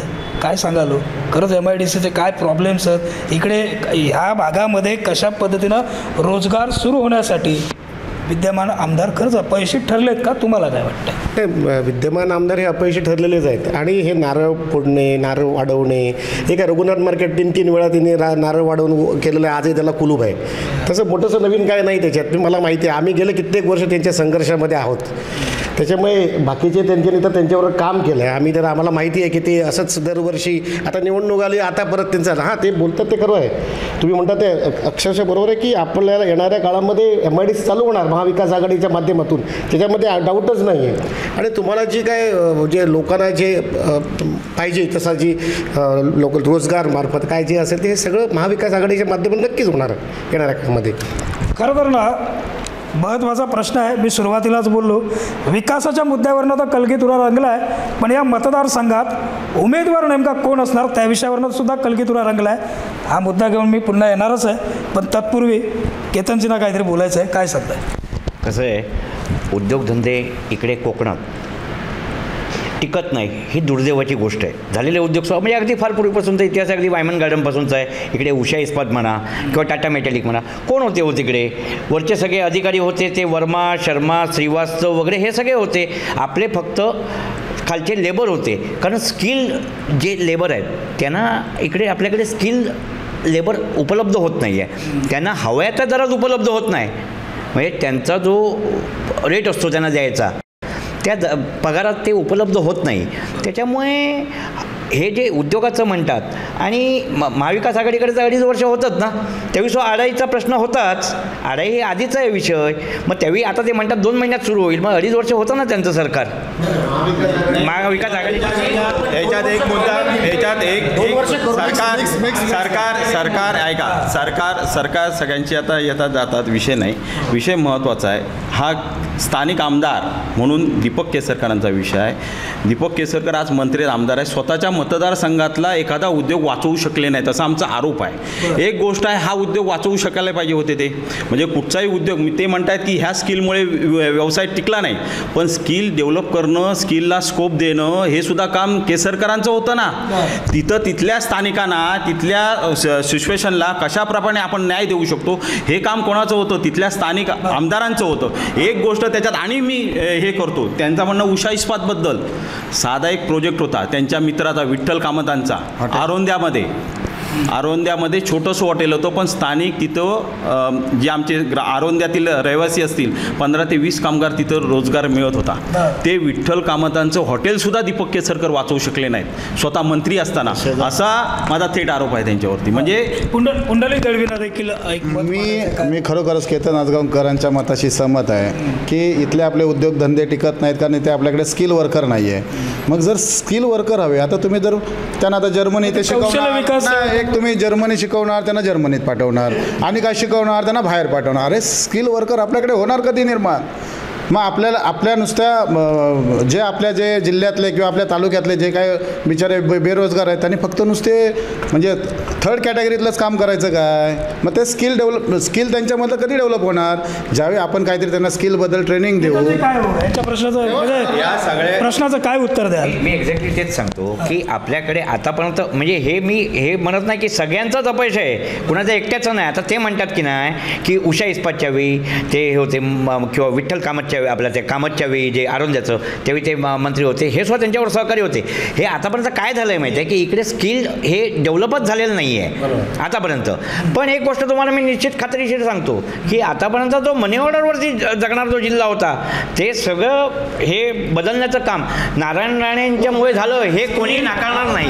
तो जिल्हा बदलेल. मनी ऑर्डरचं ते चुकीचं सांगतात. जे मनी ऑर्डरवर आपला जिल्हा होता ना तो जो आहे बघा तो आता मनी ऑर्डरवर बंद झाला आहे. तो आदरणीय शरद पवार साहेबांमुळे जे आपण 100% फलोत्पादनमधून जे काय आपण आता ज्या बागा बघतोय आंबा काजू आणि नारळ सुपारीच्या ज्या बागा बघतोय त्या 100% फलोत्पादनमध्ये ज्या आदरणीय पवार साहेबांनी स्कीम राबवली होती त्यामुळे आज जे आपण वेंगुर्ला वगैरे किनारपट्टी भागात या बागायत बघतोय त्याच्यामुळेच आज आपण तो मनी ऑर्डरवर जो बिचारा शेतकरी जो अवलंबून होता त्याच्या हाताला कुठेतरी बारीक सारीक रोजगार मिळालेला आहे, त्याच्यातून त्याचा उदरनिर्वाह चालतो. त्यामुळे मनी ऑर्डर ही संस्कृती बंद झालेली आहे. उद्योगधंदे कुठचे आलेले नाही आहेत. आपण बघतोय बघा तुम्ही आता हे आपले ढेरे साहेब तिकडचे आहेत वेंगुर्ल्याचे, त्यांना विचारावं. त्यांचं म्हणणं आहे फलोत्पादनामुळे म्हणतात ना फलोत्पादन वगैरे, तरी आजही तुम्ही गणपती देताना तिकडनं येणाऱ्यांची गर्दी बघा ना, म्हणजे कित्येक कुटुंब आज मुंबईत हे झाले. आता बघा आता मोठ्या प्रमाणात बागायतदार झालेले आहेत. बागायती बघा त्याच्यावर बागायतीवर आता आपण बघतो की आंब्यावर फूड प्रोसेसिंग युनिट चालू करतात. म्हणजे एका ह्याच्यावर त्यांनी 3-4 प्रकारचे उद्योगधंदे चालू केले आहेत. मग मनी ऑर्डरची काय गरज आहे? गावकर साहेब म्हणतायत मुंबईवरून येणाऱ्याच्या चाकरमान्यांची आजही गर्दी आहे. गर्दी आहे 100%. मुंबईतून आमचे चाकरमानी म्हणजे मुंबई आमची आहे, लक्षात घ्या. मुंबई हा महाराष्ट्राची आहे, मुंबई मराठी माणसांची आणि मुंबई आमची आहे. एक गोष्ट महत्त्वाचं आहे, इथं जर रोजगार निर्माण झाले असते तर 100% ते चाकरमानी किंवा त्यांची मुलं इथं नोकरीला आले असते घरी म्हणून. परंतु आज आपण रोजगार निर्माण करू शकलो नाही. इथल्या स्थानिक नेतृत्व त्याच्यात कुठंतरी कमी पडलं आहे, हे कुठंतरी मान्य केलं पाहिजे. आणि त्याच्यामुळे आज एक तुम्हाला सांगतो स्थानिक नेतृत्व रोजगार निर्मित झालं, पण त्याच्याबरोबर तुम्हाला हेही सांगतो की आज अनेक आमचे युवक असतील ते गोवा राज्यामध्ये नोकरीला जातात. आणि आजपर्यंत गेल्या 15 वर्षात केसरकरांनी साधा एक आमदार म्हणून एक वडीलधाऱ्याची भूमिका म्हणून एक थोडंसं विचार करायला पाहिजे की आज जे युवक दरवर्षी आमचे 100 युवक आम्ही गमावतो. म्हणजे आई वडील आज पोरकी होतात, ह्या 100 होते म्हणजे आज 15 वर्षात कमीत कमी हजारो आमचे युवक गमावले. त्याला जबाबदार कोण? हा सुद्धा केसरकरांनी एक वडीलधाऱ्या भूमिकेने म्हणजे विचार करायला पाहिजे. स्थानिक आमदार म्हणून मंत्री झालात, सगळं झालं, तुम्ही भोगलात, परंतु तुम्ही आज त्या हजारो युवक आमचे मृत्युमुखी पडले ना, त्याला जबाबदार कोण? आज रोजगार झाला असता त्यांचे जीव वाचले असते, त्यांचे आई वडील पोरके झाले नसते. हा महत्त्वाचा विषय आहे आणि गंभीर विषय आहे. मी राहुल साहेब आपण महत्त्वाचा विषय मांडला आहे. मी खरं तर ना साहेब तुमच्याकडनं एक उत्तर जाणून मला घ्यायचं आहे. सगळ्या या विरोधकांचे आरोप तर आपण ऐकलात, सत्ताधाऱ्यांनी आपल्याला दिलेलं सहकार्य देखील ऐकलात. सगळ्या आरोपांना अगदी थोडक्यात उत्तर, हा सेगमेंट संपवून आपल्याला पुढे जायचं आहे. काय सांगा? जे आमचे साहेब म्हणाले नियतीचा खेळ कोणाला चुकत नाही आणि काही गोष्टींमुळे काही घडतं, ते दैवाचा खेळ. आणि जे काही चुका होतात त्या दुरुस्त तर केल्याच पाहिजेत आणि ते पूर्णपणे प्रयत्न करणारच शेवटी चुकतो. आणि तुम्ही जो विषय म्हणालात की थोडक्यात उत्तर, जनता सुज्ञ आहे आणि काहीच घोडा मैदान काही दूर नाही, जनताच त्यातून उत्तर देईल. बस या सर्व प्रश्नांना जनता उत्तर देईल असं डेरे सर सांगतायत. यावरती विरोधक हसतायत. जनता घोडे मैदान लांब नाही, त्यामुळे जनता काय उत्तर देईल हे लवकरच स्पष्ट होईल. खरं तर मला अनेक मुद्दे आहेत. मल्टीस्पेशालिस्ट हॉस्पिटल देखील बरीच वर्ष आम्ही या ठिकाणी ऐकतोय, ते कधी सत्यात उतरेल याचं उत्तर तर आपण या चर्चेमधनं तर घेतच आहोत. पण या मतदारसंघातला सर्वात महत्त्वाचा विषय तो म्हणजे गोव्यापासून हा मतदारसंघ हा जवळ आहे, त्यामुळेच सावंतवाडी, दोडामार्ग आणि वेंगुर्ला या मतदारसंघामध्ये चरस, गांजा, गोवा बनावटीची दारू याचं प्रमाण या मतदारसंघामध्ये मोठ्या प्रमाणात वाढलं आहे. तरुणाई व्यसनाच्या आहारी गेली आहे असं नेहमीच समोर येतं. तुम्ही एकही राजकीय पक्ष याबाबत ठाम भूमिका का घेत नाही हा कोकणशाहीचा थेट सवाल आहे. सुरुवात तुमच्यापासून. काही चुकीचं अघटित घडत असेल तर त्यावर नक्की कारवाई केली जाईल हे तुम्हाला मी आश्वस्त करू इच्छितो. आणि ही बाब कोणी निदर्शनात आणून दिली तर त्यावर सर्वांचंच लक्ष आहे. कोणाच्याही घरातल्या पाल्याचं कोणाचंही नुकसान होता कामा नये ही आमची भूमिका आहे. आणि त्याबद्दल काही जे का पावलं उचलायची असते ते ठोस निर्णय घेतले. मुळात हा आपला सिंधुदुर्ग जिल्हा सुसंस्कृत जिल्हा आहे. जर काही या चुकीच्या गोष्टी घडत असतील तर त्याबद्दल ठोस कारवाई केली जाईल. मग मी आता जे काही मांडलं असं काही घडत नाही का? हे बघा, प्रत्येक ठिकाणी काही ना काही गोष्टी घडत असतात. जर त्याचं मूल्यमापन किंवा एक अंकामध्ये आपण तो काही सांगू शकत नाही. जर काही चुकीच्या गोष्टी घडत आहेत तर त्यावर नक्की आळा घालण्यात येईल. बरं, तुम्ही काय सांगाल? निश्चितच अतिशय दुर्दैवी गोष्ट आहे ती, कारण तुम्ही सांगितलेलं काही प्रमाणात सत्य आहेच, नक्कीच आहे. आणि तरुण पिढी जर का अशामुळे जर का बरबाद होत असेल तर मला वाटत नाही ह्यांच्यापैकी कोणी त्याचं समर्थन करेल. इथे भूमिका का नाही घेत कोणी तुम्ही? समर्थन करणार नाही. भूमिका ऐका, तुम्हाला सांगतो की अगदी जे हा जो प्रकार आहे, गोवा बनावटीची दारू म्हणा किंवा चरस गांजा, ह्या प्रकरणाबाबतीत मला वाटतं काही वर्षापूर्वी आघाडीचं सरकार असतानाच यांच्या विद्यमान नगरसेविका लोबोबाईंनी त्याविरोधात आवाज वगैरे उठवला होता. काय बरं, हां, सभागृहात आवाजही उठवला होता मला वाटतं सगळ्यांनी, आणि सगळ्यांनी त्याला ह्या गोष्टीला कोणीही राजकारण करणार नाही, कारण ही गोष्ट ही बंद व्हायला पाहिजे, ही आमची प्रामाणिक इच्छा आहे. सगळ्यांची प्रामाणिक इच्छा बंद झालं पाहिजे, पण त्याबाबत एकही राजकीय पक्ष ठामपणे भूमिका घेतलेलं चित्र या मतदारसंघात का पाहायला भेटत नाही प्रश्न आहे. सर काय सांगाल? हां, आता मी पार्टी वाईज बोलणार नाही, पण सिंधुदुर्ग जिल्ह्यामध्ये पूर्ण जिल्हा फिरलेलो माणूस आहे. अनेक संघटनांमध्ये मी जिल्हाभर काम केलेला माणूस आहे. माझं निरीक्षण असं आहे एक सोशल फील्डमध्ये की प्रत्येक गावामध्ये किमान वाचनालय असलं पाहिजे, पण तसं वाचनालय डेव्हलप करण्याच्या दृष्टीने आपले योग कमी पडतात. सिंधुदुर्गातली गोष्ट सांगतो. एकंदरीत माझं वाचनाच्या संदर्भात म्हणणं असं आहे की वाचनात केलेली गुंतवणूक आहे, ही गुंतवणूक माणसाला आपली आर्थिक परिस्थिती सुधारायला कारणीभूत ठरते. सो जे आता मोठमोठे जे इकॉनॉमिस्ट झाले किंवा जे काही मोठे पैसेवाले झाले, माझा प्रश्न असा आहे, तुम्ही सांगताय ते समोरच्यांचं, मी सांगतो तो इकडच्या बाजूचं. माझा प्रश्न तुम्हाला राजकारण नाही, एवढी सगळ्या गोष्टी इथं घडत असतानाच्या बातम्या आम्ही छापत असतो, त्या समोर येत असतात. तुम्ही याबाबत ठाम भूमिका घेतलेलं चित्र का पाहायला भेटत नाही ते सांगा. ते वाचन वगैरे आपण करूया. इथला तरुण अजिबात वाचन करत नाही, हा बेसिक पॉईंट मी सांगतोय. एक दुसरी गोष्ट, व्यसनाधीन होतो आहे दिवसेंदिवस. म्हणजे नुसतं दारूतच नाही की आमच्या गोवा बॉर्डरमध्ये गुटखा, दारू आणि अंमली पदार्थसुद्धा त्याचा वापर करतो आहे तरुण. हा तरुण डायव्हर्ट करावा लागेल. याला नुसतं स्किल शिकून उपयोगाचं नाही, की याच्या डोक्यामध्ये चांगले विचार जर आले तर मी तेच सांगतोय, चांगले विचार आले. मला ते मान्य आहे सांगतायत. राहुल साहेब, तुम्ही काय उत्तर द्याल?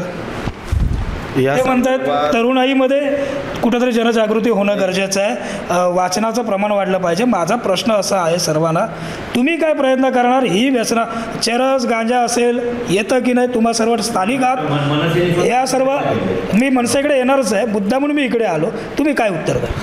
नाही, एक दुर्दैवाच्या गोष्टी आहेत. म्हणजे ह्या अनेक वेळा सावंतवाडीमध्ये असे प्रकार घडलेले आहेत. म्हणजे तुम्ही जे बोललात ते खरोखर इथल्या वस्तुस्थितीवर बोललात, आणि त्याच्यामुळे अनेक वेळा अशा गोष्टी घडलेल्या आहेत आणि घडलेल्या पुराव्यानिशी मिळालेल्या सुद्धा आहेत. ही दुर्दैवाची गोष्ट आहे. आणि मगाशी सुद्धा आजगावकर साहेब असतील आणि सगळ्यांनी म्हटलेलं तसं की खरोखर ह्या संदर्भात आम्ही सगळेजण ह्या विरोधात आहोत आणि गंभीर ही गोष्ट आहे आणि ही गोष्ट घडता कामा नये.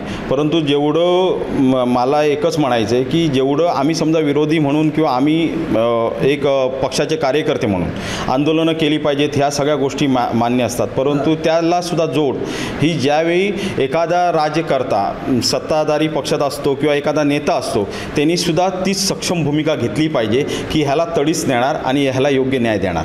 आजपर्यंत ह्या सावंतवाडीमध्ये असेल किंवा सिंधुदुर्गामध्ये असेल वेळोवेळी गोष्टी घडल्या, पोलीस यंत्रणा थोडी कुठे, परंतु 100% तपास म्हणजे जो मुख्य हेर आहे. तुमच्याकडे पण होते ना काही वर्ष, तुम्ही काय केलं? ऐका ना, आता सत्ता माझ्याकडे तर नव्हती, मी मंत्री नव्हतो ना. तुम्ही अशा तऱ्हेने की मी पक्षाचा एक कार्यकर्ता आहे, मी आंदोलन करू शकतो, मी पोलीस स्टेशनात जाऊ शकतो, PIशी पोलीस निरीक्षकांशी भांडू शकतो. परंतु जे सक्षमरित्या आज महाराष्ट्राच्या राज्यात किंवा देशाच्या राज्यात केंद्रात मंत्री म्हणून बसू शकतील, त्या ह्याच्यात आज जर त्यांनी ठरवलं असतं की ह्याला योग्य सीमा घातल्या जातील आणि ह्याला बंद केलं जाईल सगळं, तर 100% याच्यावर उपाययोजना झाल्या असत्या. परंतु ह्या होताना दिसत नाही. मला वाटतं ह्याच्यासाठी सक्षम, म्हणजे मी तुम्हाला सांगतो, हे जे आम्ही मगासपासून बोलतो आहे की एक सक्षम सर्वसामान्यांची जाणीव असणारा आणि सर्वसामान्यांचे प्रश्न सोडवणारा, अभ्यास, प्रत्येक गोष्टीचा अभ्यासपूर्वक आणि एखादी शब्द दिला तो पाळणारा, वेळ म्हणजे कसं असतं, दिलेली वेळ आणि दिलेला शब्द हा त्या लोकप्रतिनिधीला पाळता आला पाहिजे, तर तो म्हणजे कार्यक्षम लोकप्रतिनिधी आहे, अशी माझी व्याख्या आहे. आणि त्या लोकप्रतिनिधित्व दिलेला शब्द पूर्ण केला पाहिजे. आजपर्यंत ह्या वेळोवेळी ह्या मतदारसंघाचं नेतृत्व करणाऱ्यांनी ते केलेलं नाही की दिलेला शब्द पूर्ण केला किंवा एखादी गोष्ट ठरवली तर ती त्या वेळेत महिन्याभरात पूर्ण करणार तर महिन्याभरात पूर्ण केलेली नाही. आणि म्हणून वेळोवेळी ह्या गोष्टी ज्या होत आहेत ह्याला आज तुमच्यासारख्या पत्रकाराला हा प्रश्न विचारायची वेळच आली नसती. वेळच आली नाही पाहिजे होतं. कारण गृहमंत्री खातं त्यावेळी म्हणजे उद्धव साहेबांनी म्हणजे युतीचं सरकार होतं, फडणवीस साहेब मुख्यमंत्री होते आणि त्यावेळी युतीचं गृह खातं आपल्याकडे होतं. आणि आज तुम्ही हा म्हणजे एक लक्षात 5 वर्ष गृह खातं असल्यानंतर तुमच्यासारखा पत्रकार आज प्रश्न विचारतो, हे दुर्दैवाची गोष्ट आहे. म्हणजे हे मोठं अपयश आहे आपलं. म्हणजे एखादी गोष्टचं ह्या सगळ्या गोष्टींना तुम्हाला एक सांगतो, अशा गोष्टी ह्या सिंधुदुर्गात घडणं ही दुर्दैवाची गोष्ट आहे. परंतु येणाऱ्या काळात ह्याच्यात 100% आमच्याकडून सुद्धा उचल घेतली जाईल, आपल्या सूचनेची दखल घेतली जाईल आणि जर सरकार आलं तर 100% अंमलबजावणी ह्या संदर्भात 100% उपाययोजना केल्या जातील. लवकरच कोकणशाहीचा या विषयावरती चापसाल देखील आपण घेणार आहोत. सर काय सांगाल? खरोखर अतिशय गंभीर अशा विषयाला तुम्ही या चर्चेच्या निमित्ताने हात घातलात. चरस, गांजा, गोवा बनावटची दारू, एक अख्खी पिढी आज बरबाद होत चालली आहे. अनेक तरुण आज व्यसनांच्या आहारी झालेत. हल्ली तर आपण बघितलं की काही तरुण आत्महत्यासुद्धा करायला लागलेत की तो चरस गांजा मिळत नाही म्हणून तरुण आत्महत्या करतायत. हा राजकारणाचा विषय होऊ शकत नाही आहे, बरोबर आहे की नाही? आणि ह्या विषयावरनं महाराष्ट्र नवनिर्माण सेनेने एक मोठा मोर्चा पोलीस स्टेशनला ऑलरेडी काढलेला होता. आणि आम्ही वेळोवेळी जाब विचारत असतो प्रशासनाला की ह्याच्यावर तुमचा कंट्रोल पाहिजे. पोलीस खात्याला सुद्धा आम्ही सांगतो की तुम्हाला माहिती आहे कोण धंदे करतायत, काय कुठे धंदे चालू आहेत, हे सगळं पोलिसांना माहिती आहे. पण पोलिसांचे हात बांधलेले आहेत. राजसाहेब सांगतायत पोलिसांना 24 तास द्या म्हणून, पोलीस सगळं साफ करतील. याला हे दुर्दैव आहे आपल्या महाराष्ट्राचं की राजकारणी त्या लोकांना पाठीशी घालत आहेत. पोलिसांना फक्त 24 तास द्या, मोकळे हात द्या, पोलीस सगळं साफ करतील. हे आमची अजूनही भूमिका तीच आहे. हो सर, तरुणाईनं वाचन केलं पाहिजे. वाचनानं निश्चितच एक प्रगल्भता येते आणि ह्या मताशी कुणी असहमत होऊ शकत. पण आता ह्याने सुद्धा जो मुद्दा मांडला, ह्या गोष्टी करण्यामध्ये सत्ताधारी म्हणून सत्ता त्यांच्याकडे पण होती, त्यांच्याकडनं झालेलं चित्र पाहायला मिळालं नाही. आता सत्ता तुमच्याकडे आहे, तुमच्याकडनंही होताना चित्र पाहायला मिळत नाही. काय नेमकं हे कधी बदलणार आहे? एकाम्या हाताला जर काम मिळालं तर तो व्यसनाधीन होणार नाही. पण व्यसन कमी होण्यासाठी खास विशेष असे प्रयत्न करावे लागतील. त्याच्यासाठी काही वैद्यकीय उपचारसुद्धा करावे लागतील. अशा परिस्थितीत तरुण फुकट गेले. हे शासनाने योजना आखली लागेल. शासनाने योजना आखावी लागेल की तरुण व्यसनाधीन होत आहेत, ते व्यसन दूर करण्यासाठी काही औषधोपचार त्यांच्यासाठी करावे लागेल. त्यांना काही संधी दिली पाहिजे. तरुण पिढी ह्याच्यात जाऊ नये म्हणून प्रयत्न झाले पाहिजेत ना. व्यसनात त्याला बाहेर काढायचा विषय नंतर राहिला, तो माणूस व्यसनात होऊ नये यासाठी प्रयत्न केले पाहिजेत. होय, बरोबर आहे ना. बरोबर. आपल्या मताशी ते सहमत झाले. सुद्धा एक बळी गेलेला माझ्या ऑफिसर सुद्धा यामुळे हल्ला झालेला आहे. आम्ही वारंवार विरोध करतो. मग यामध्ये कुठेतरी गृह खातं कमी पडतं आहे ना. आता जसं केसरकर साहेबांनी सांगितलं, तुम्ही पोलिसांना 24 तास द्या ना, बघा कसा सोपडा साफ करून टाकतात ते. तुम्ही द्या पोलिसांना अधिकार सगळे. कोणाचाही राजकारण्यांचा या बाबतीत कुठच्याही राजकारण्यांचा हस्तक्षेप असू नये, हे आमचं स्पष्ट सगळ्यांचंच मत आहे. मग तुम्ही 24 तास द्या ना पोलिसांना. पोलिसांना वेळ द्या, पोलिसांचे हात मोकळे सोडा, असं विरोधकांचं म्हणणं आहे. तुमचं काय म्हणणं आहे? माझं असं म्हणणं आहे की हे जे काही प्रकार घडत आहेत, अवैध धंदे जे, हे कोणाच्या आशीर्वादाने चालत आहेत हे बघणं गरजेचं आहे. हे आशीर्वाद आज राजकारणाच्या जोरावर चालत आहेत का, यांच्याच माध्यमातून आपल्याला मतांचं पुढे हे मिळणार आहे का, असं चालत आहेत का? त्यातर त्यांना आशीर्वाद हे बघा, त्यांना आशीर्वाद आहेत म्हणून ते धंदे करतायत. म्हणून नवीन पिढी तिकडे त्यांना माहिती आहे, त्यांना भीतीच राहिलेली नाही की उद्या काम केल्यानंतर मला या पद्धतीने सगळं मिळणार आहे. त्यामुळे ही भीती जर जायला पाहिजे तर राजकारणाला काहीतरी लिमिटेशन आले पाहिजे की कुठपर्यंत हस्तक्षेप करायला पाहिजे. आणि ते जसं म्हणतायत की 24 तास द्या ना पोलिसांना, जाऊ द्या ना पुढे, ते बघूया आपण कोण आहेत ते. आणि असेच हेच धंदे ना, अनेक धंदे आहेत. इवन तुमचे पायनॅपल जे पिकवले जातात त्याच्यामध्ये अजगर म्हणजे नागाचा विषसुद्धा काढली जाते, ती पुरवली जाते. अशा अनेक गोष्टी आहेत. स्नेक बाईटचे 300 रुपये देऊन स्नेक बाईट देऊन दिवसभर पडून राहणारे पण धंदे आहेत. हे तुम्हाला माहिती नाही, तुम्ही एकदा जाऊन बघा. आणि हे जे सगळे धंदे आहेत माझं आणि माननीय केतनचं अनेक वेळा ह्या गोष्टीवर पुष्ट झाले की आपली पुढची पिढी, आम्ही भले विरोधात आहोत, आमची ही बोलणी झालेली आहे. मला वाटत नाही याच्यातलं एकही माणूस कोण हात घेणार. आणि आपण मुद्दा घेतात खरोखरच आपला आधी आम्ही सर्वच जण कौतुक करतो आणि अभिनंदन करतो, कारण खरोखरच कुठेतरी युवा पिढी भरकटते आणि याच्यात बर्बाद होते. घरात संपूर्ण कुटुंब उद्ध्वस्त होतोय. आपण आज बघतो की याच्यामुळे घरातील जन्मदात्या आई वडिलांवर हल्ले होत आहेत, चाकू हल्ले होत आहेत. तुम्ही बघितला तर पोलीस स्टेशनला बघा ते कसे गुन्हे दाखल झालेले आहेत ते.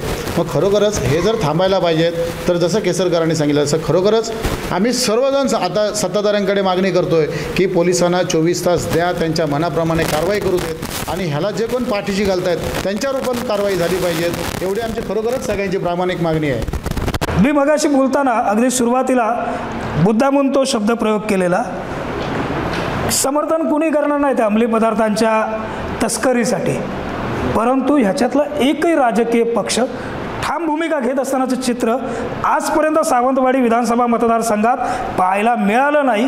हे वास्तव आहे आणि हे वास्तव अगदी या सर्वांच्या समक्ष थेट पद्धतीनं आम्ही देखील सांगू. सर, तुम्हाला बोलायचं होतं मगापासून ह्या विषयावरती, सांगा. तुम्ही आधी हा मुद्दा उपस्थित केला म्हणून सर्वप्रथम तुमचे आधी आभार. आणि मला थोडंसं बोलायचं आहे आणि सर्वांचं सहमत आहे, ह्या राजकारणाचा विषय पूर्णतः होऊ शकत नाही, कारण मी माझ्याबद्दल वैयक्तिक सांगतो, मला कसलंच व्यसन नाही. आता हा लोक किंवा जनजागृतीचा विषय आहे. आता मुळात बेरोजगार किंवा गरीब मुलांना चरस किंवा जो गांजाचा विषय तुम्ही म्हटलात त्यामध्ये बहुतांशी ज्या भागात इव्हन आपल्या देशात परदेशात जी काही मुलं अडवतात ती धनाढ्यांची आहेत.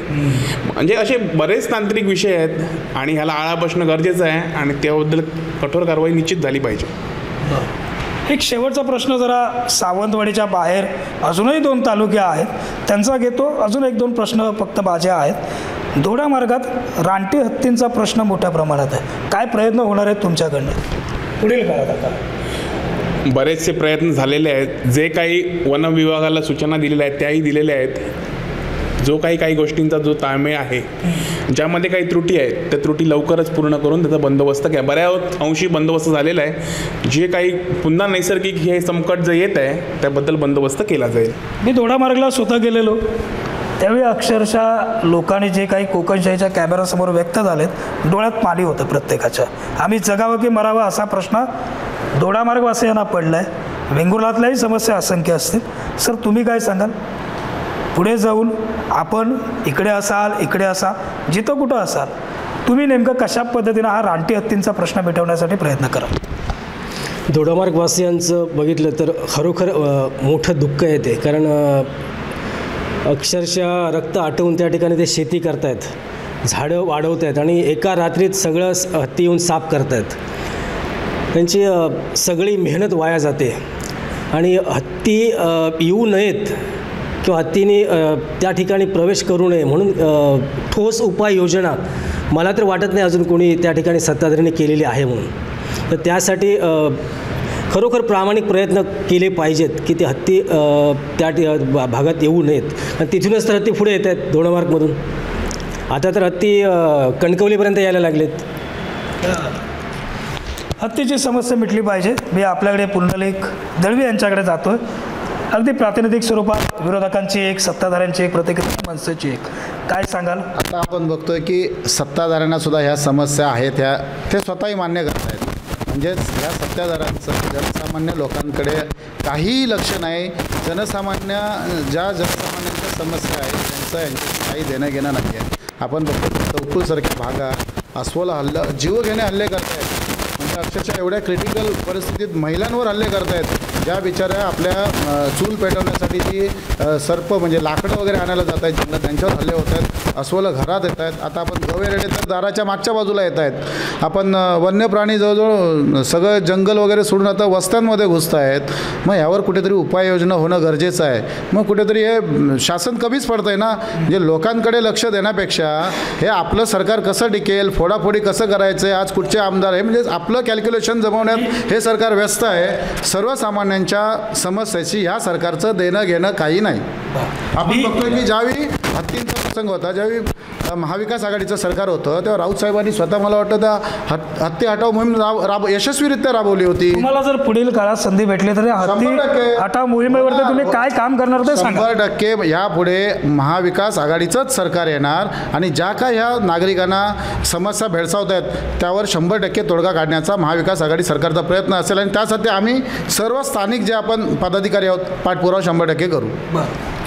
बेसिकली काय झालं आहे माहिती आहे की हे हत्ती किंवा अस्वल किंवा हे सगळे जे आहेत हे काय येत आहेत प्रचंडपणे वृक्षतोड सुरू झालेली आहे प्रचंड आणि ह्याच्यावरती कोणाचंही हे राहिलेलं नाही म्हणजे कंट्रोल राहिलेला नाही.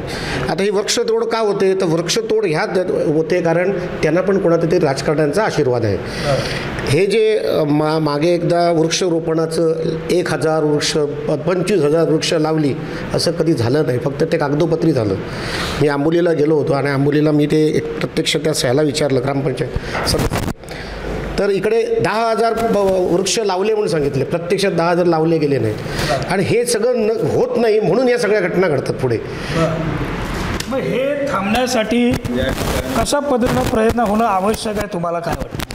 नाही, या संदर्भात मी तुम्हाला एक सांगतो की ज्या दिवशी माणगाव खोऱ्यात हत्ती स्थिरावलेले आणि या संदर्भात सगळ्यात महत्त्वाचं आहे की राज्य सरकार आणि केंद्र सरकार याच्यामध्ये समन्वय पाहिजे आणि हटाव जर मोहीम राबवायची असेल, जर आपल्याला दोडामार्गमध्ये असेल तर सगळ्यांनी सामंजस्यपणे सगळ्यांनी एकत्र येऊन त्या संदर्भात उपाययोजना केल्या पाहिजेत. आता ह्या उपाययोजना जर तुमच्यात केंद्र सरकार राज्य सरकार समन्वय असेल, स्थानिक लोकप्रतिनिधी म्हणून एखाद्या तरी लोकप्रतिनिधीने त्या संदर्भात उचल घेतली पाहिजे. म्हणजे 2014मध्ये ज्या पद्धतीने खासदारांनी ह्या संदर्भात म्हणजे माणगाव खोऱ्यात हे केलं होते स्थिरावलेले त्याच्या संदर्भात ज्या पद्धतीने उठाव घेतला मग पाठपुरावा केला त्याच्यामध्ये त्यांना यश आलं. तशा पद्धतीने इथल्या लोकप्रतिनिधींनी काम केलं पाहिजे जेणेकरून काय होतं एक सगळ्यात महत्त्वाचा मुद्दा मला ह्याच्यात दुर्दैवाने मांडावं असं वाटतं की ज्या शेतकऱ्यांचं नुकसान होतं ना त्या शेतकऱ्यांना समजा माडाचं नुकसान झालं तर ते सुद्धा 1,000-2,000 रुपये दिले जातात.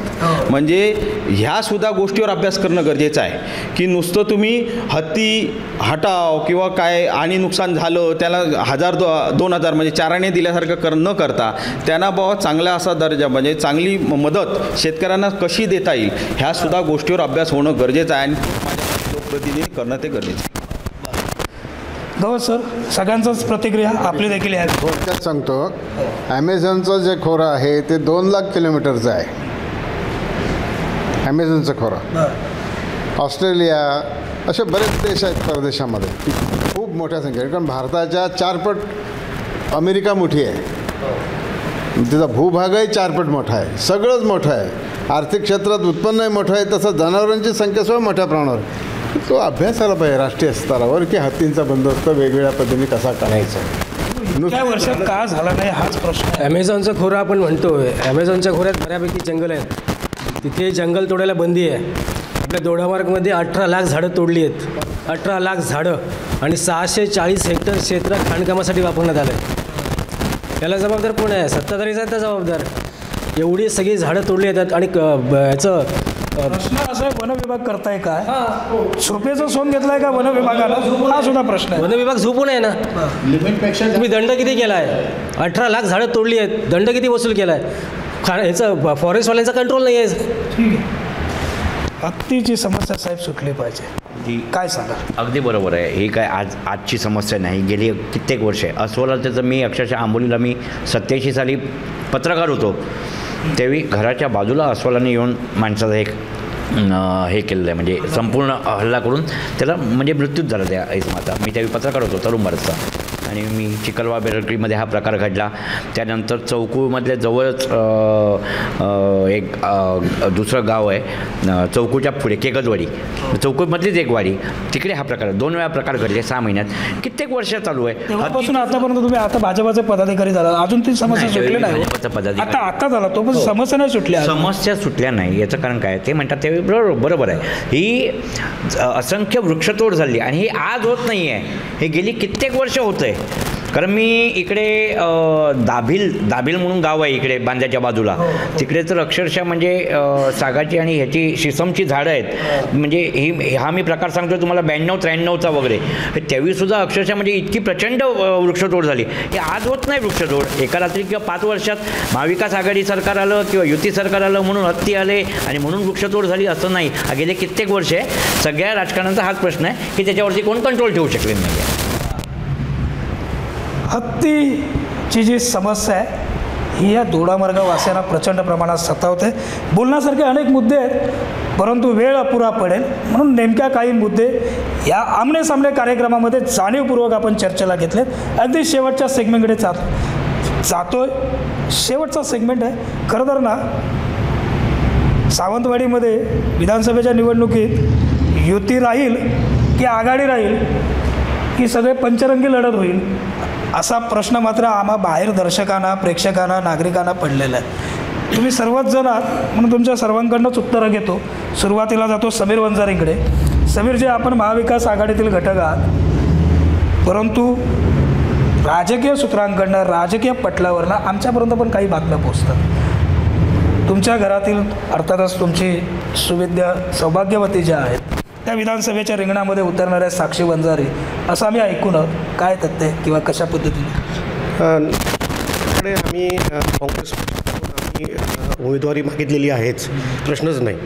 आणि त्याचबरोबर आम्ही एकदम क्लिअर आहोत की महाविकास आघाडीचे जे नेते आहेत तो जो निर्णय देतील तो 100% आम्ही प्रामाणिकपणे काम करणार. पण आम्ही काँग्रेसला हे तिकीट मागितलेलं आहे, त्याचे कारणं अनेक आहेत. ह्या जिल्ह्यामध्ये ऑलरेडी 2 म्हणजे एक विद्यमान आहेत, एक कणकवली मतदारसंघ आहे. हे शिवसेनेचे म्हणजे गड आहेत, हे आम्हाला मान्य आहे, तर आम्ही त्याबद्दल काय म्हणतच नाही. काही कोकणाचे म्हणजे आम्ही ज्या नेत्यांशी आम्ही जे थेट संपर्क आहे, जे आमचे मोठे नेते, ज्येष्ठ नेते आहेत, त्यांच्याशी आम्ही क्लिअर कट काय बोललो आहे, काँग्रेसला का सीट सोडायला पाहिजे वगैरे हे एकदम तंतोतंत आम्ही सांगितलेलं आहे. प्रत्येक पक्षाला आपल्या पक्षाकडे तिकीट मागण्याचा अधिकार आहे, त्याबद्दल आमचं दुमत नाही.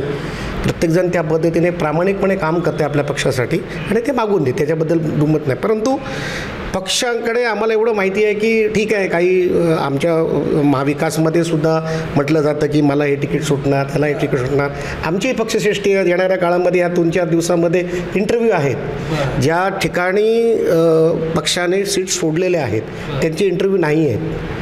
म्हणजे कुठेतरी ठीक आहे, ते वर खाली असू शकेल की बसल्या बैठकीला ते टेकतरी. इकडे जातो तुमच्या मित्र पक्षाकडे. अर्चनाताई घारे बरोबर या मागील कित्येक वर्ष या मतदारसंघामध्ये काम करतायत, प्रयत्न करतायत. त्याही या विधानसभा निवडणुकीसाठी इच्छुक आहेत. काय असणार आहे नेमकं पुढचं चित्र?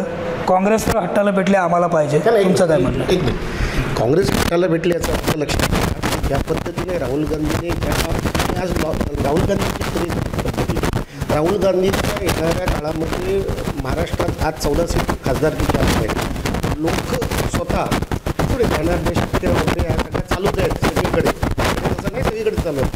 लोकांनी कल बघितला काँग्रेसला मतदान का केलं पाहिजे, का काँग्रेसपासून लांब गेलो, का आपण काँग्रेसला मतदान केलं पाहिजे हे लोक ठरवत आहेत आता.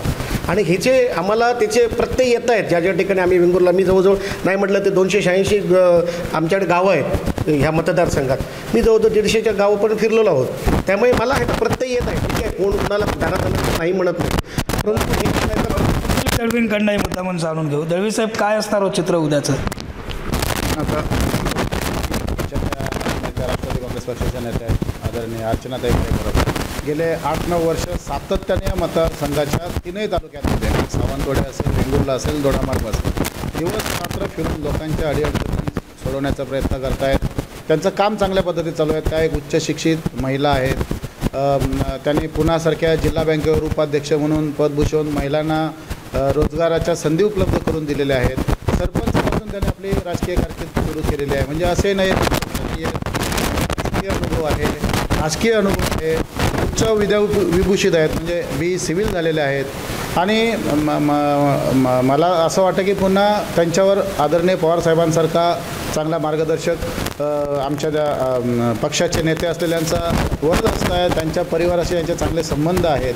मग अशा सगळ्या गोष्टींचा कुठेतरी या मतदारसंघात उपयोग झाला पाहिजे, त्याचा फायदा झाला पाहिजे, त्याचा आपल्या जनतेला फायदा झाला पाहिजे, या दृष्टीने त्या काम करतायत. आणि प्रत्येक पक्षाचा अधिकार आहे, तो आपला पक्ष वाढवायचा प्रयत्न करणारच आहे. ज्याप्रमाणे काँग्रेस मागणार आहे, राष्ट्रवादीसुद्धा मागणार आहे, शिवसेनासुद्धा मागणार आहे. परंतु आज मी या ठिकाणी आपल्याला सांगेन की जो आमचा या ठिकाणचा सावंतवाडी विधानसभेचा उमेदवार असेल तो महाविकास आघाडीचाच म्हणून असेल. पंचरंगी लढत या ठिकाणी पाहायला मिळणार आहे. सामोरे जाणार आहे, कारण आमचं उद्दिष्ट एकच आहे, BJP हटाव देश बचाव. आता आपण चाललो अर्थातच रुपेश राऊळ यांच्याकडे. उद्धव बाळासाहेब ठाकरे यांच्या शिवसेनेचे ते विधानसभा प्रमुख आहेत. रुपेशजी, दोन नेते बोलत असताना स्मित हास्य होतं चेहऱ्यावर. काय हो स्मित हास्याचं नेमकं? स्मित हास्य असं आहे की एक गोष्ट आहोत की दोघेजण सकारात्मक अगोदर बोलले आणि माझाही सकारात्मक दृष्टिकोन असतो. एक महत्त्वाचा विषय असतो की संघटना म्हणजे सांघिक कामाला, आणि त्याच्यामुळे तशा विचाराने आपण चाललं पाहिजे. आणि शेवटी उमेदवारी ही एकाला मिळणार कोणाला तरी, आणि त्यांच्या पक्षात असेल किंवा आमच्या पक्षातही समजा 4 जण इच्छुक असेल, 4तल्या एकाला मिळणार, म्हणजे 4घांना मिळणार नाही. म्हणजे 4 पक्ष आहेत, त्याच्यानंतर 4तल्या एका पक्षाला मिळणार. म्हणजे ह्या सगळ्या गोष्टी सांघिक आल्या आणि ह्याला समजून घेणं गरजेचं आहे. शेवटी कसं आपलं ध्येय एक असलं पाहिजे आणि त्याच्यामुळे त्याच्यात विजय महत्त्वाचा असतो. त्याच्यामुळे एक गोष्ट हीच भावना आमच्यामध्ये आहे की आम्हाला एक गोष्ट आहे, आम्ही आमच्या पक्षाकडे जसं त्याच्या वरिष्ठांकडे त्यांची पक्षाची भूमिका मांडली, एक कार्यकर्ता म्हणून, एक पदाधिकारी म्हणून, आमच्या नेत्यांकडे उद्धव साहेबांकडे सुद्धा आम्ही हीच भूमिका मांडली आमच्या पक्षाच्या वतीने किंवा आमच्या पदाधिकारी म्हणून, की पक्षाची भूमिका आजच्या घडीला कोणती पाहिजे आणि पक्षाचं यश कशामध्ये आहे, पक्षाचं उद्या भविष्य कशामध्ये आहे.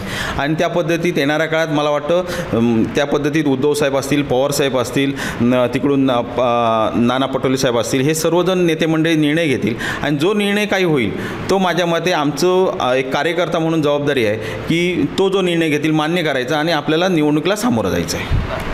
खरं तर महाविकास आघाडीकडनं, काँग्रेसकडनं साक्षी वंजारे असतील, राष्ट्रवादीकडनं अर्चनाताई गारेपरब असतील, शिवसेनेकडनं स्वतः रुपेश राऊळ असतील, बऱ्याच नावांची चर्चा सुरू आहे. सर्व नावं तितकीच तुल्यबळ आहेत म्हणायला हरकत नाही. बघू पुढे महाविकास आघाडी नेमकं काय निर्णय घेते.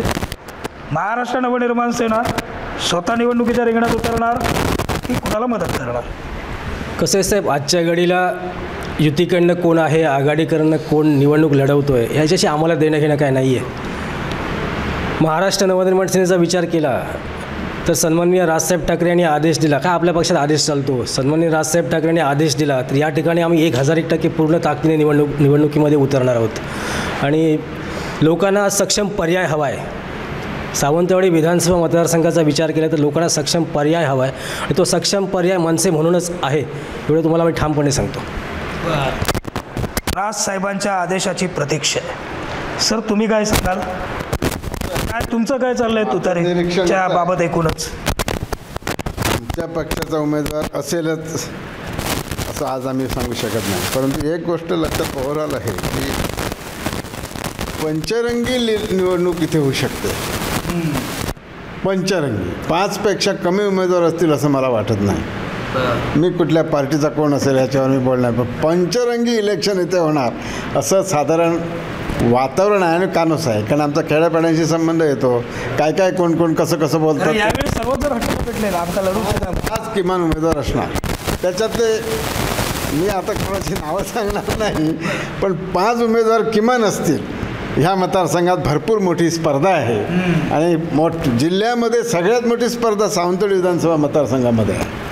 फक्त ही स्पर्धा मतदानापुरती मर्यादित न राहता मतदान झाल्यानंतर इकडच्या समस्या सोडवण्यासाठी या 5 जणांनी तरी भविष्यात एकत्र यावं ही अपेक्षा मात्र जनतेची आहे. भारतीय जनता पार्टीकडे महत्त्वाचा विषय आहे, तिथं आपण या विषयाबाबत चर्चा केली पाहिजे. भारतीय जनता पार्टीकडनं राजन तेली इच्छुक आहेत, संजू परब इच्छुक आहेत, विशाल परब स्वतः या ठिकाणी तर भव्य दिव्य सोहळा त्यांनी हल्लीच रुग्णवाहिका लोकार्पणाचा घेतला होता रवींद्र चव्हाण यांच्या वाढदिवसानिमित्त. काय नेमकं असणार आहे भारतीय जनता पार्टीचा उमेदवार नेमका कोण असणार? यापूर्वी झालेल्या लोकसभा निवडणुकीत आमच्या भाजपचे उमेदवार आमचे आदरणीय नारायणराव राणे साहेब यांना 99,950 मतांची इकडे सिंधुदुर्ग जिल्ह्यात आघाडी मिळाली, तर सावंतवाडी विधानसभेमध्ये ती आघाडी 32,000 मतांची होती. त्यामुळे भारतीय जनता पार्टीने ह्या मतदारसंघावरती दावा ठोकणं हे चूक आहे, हे मला असं अजिबात वाटत नाही. त्याच करून असं उमेदवार असावा, व्हिजनरी असावा. नुसतं व्हिजनरी असून नाही की विजन असून नाही की ते पूर्ण करण्याची ताकद असणारा असावा. तरुण असावा, तेच चेहरे नको आता, तरुण कोणतरी असावा. आणि महत्त्वाची गोष्ट म्हणजे सगळ्यांना इझिली ॲवेलेबल असावा, पर्यटक नसावा. एवढं माझं म्हणणं आहे. कोणासाठी टोला समजायचा? मी सर्वसामान्य भाजप कार्यकर्त्यांचं मत सांगितलं. टोला कोणासाठी समजायचा हे तुम्ही समजू शकतात. आपण ज्येष्ठ पत्रकार आहात. काय यांच्यात रंगला कळता ना, याच मी सुरुवातीक सांगलं, कलगी तुला रंगलाय. ऐकलात ना? काय तो टोला कोणाला होता समजलं नाही मला. काय बोलत? मी अगदी थोडक्यात सांगतो. हे शेवटी निर्णय हे वरिष्ठ पातळीचे आहेत, पण मी सांगतो चौथ्यांदा विद्यमान आमदार लाडके दीपकभाई केसरकर निवडून येतील आणि त्या विजय दिनाचं आमंत्रण मी तुम्हाला प्रेस बाईटसाठी आजच देतो. निवडून कुणी येऊन दे, आम्ही बातमी करण्यासाठी तर निश्चितच येऊ, पण त्याचबरोबर त्या दिवशीसुद्धा अशाच पद्धतीनं जनतेचे प्रश्न घेऊन हा कोकणशाहीचा बूम जो आहे, हा माईक जो आहे, हा निश्चित आपल्यासमोर असेल. आणि त्यावेळी मात्र विकासाच्या मुद्द्यावरती आपण सर्वजण चर्चा करू, एवढं मात्र या निमित्तानं सांगतो. एकूणच या आमने-सामने कार्यक्रमामध्ये सर्व मान्यवर या ठिकाणी उपस्थित झाले आहेत. महाविकास आघाडीचे होते, महाराष्ट्र नवनिर्माण सेना देखील होते आणि महायुतीचे देखील होते. या सर्वांचे आभार व्यक्त करतो. आपण सर्व कोकणशाहीचे दर्शक रात्री बघतपासून हा कार्यक्रम लाईव्ह पाहत आहे, आपल्याला देखील धन्यवाद. एकूणच या विधानसभा निवडणुकीतील कोकणातील प्रत्येक विधानसभा मतदारसंघातील प्रत्येक अपडेट जाणून घेण्यासाठी कोकणशाहीचं यूट्यूब चॅनल आजच सबस्क्राईब करा आणि अर्थात त्यासाठी आपण कुठेही जाऊ नका. पाहत राहा चॅनल कोकणच्या समृद्धीचं कोकणशाही. धन्यवाद. असे नवनवीन व्हिडिओ पाहण्यासाठी कोकणशाहीचं यूट्यूब चॅनल सबस्क्राईब करा व बेल बटन प्रेस करा. तसेच फेसबुक पेज लाईक करा आणि इंस्टाग्राम पेज व ट्विटर पेजला फॉलो करायला विसरू नका.